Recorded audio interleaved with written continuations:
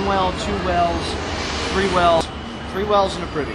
That well, for example, was probably the one that existed on the property when Washington moved in 1790.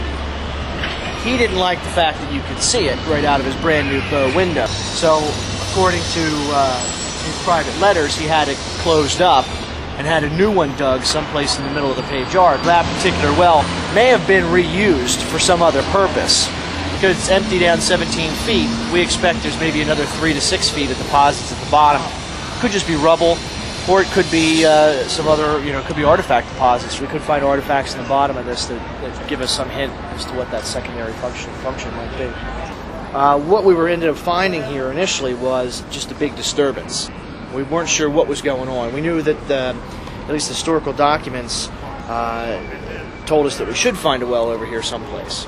And all we were finding was this big pit that had been backfilled with red clay. And before too long, we got a nice circle, and then another foot or so down below that, we did get the brick. And it is all there. It's just buried in mud right now.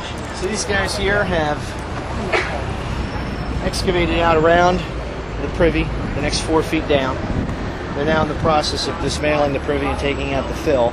It's all just a later 19th century fill. To close in the privy after it was abandoned.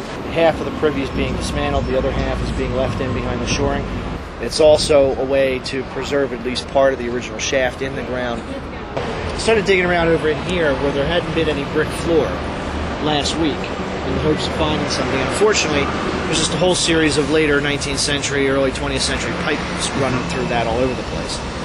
So jumped over this way and did a trench back through here, right on top of a big, massive wall in there, which is probably the foundation for the ovens, the hearth.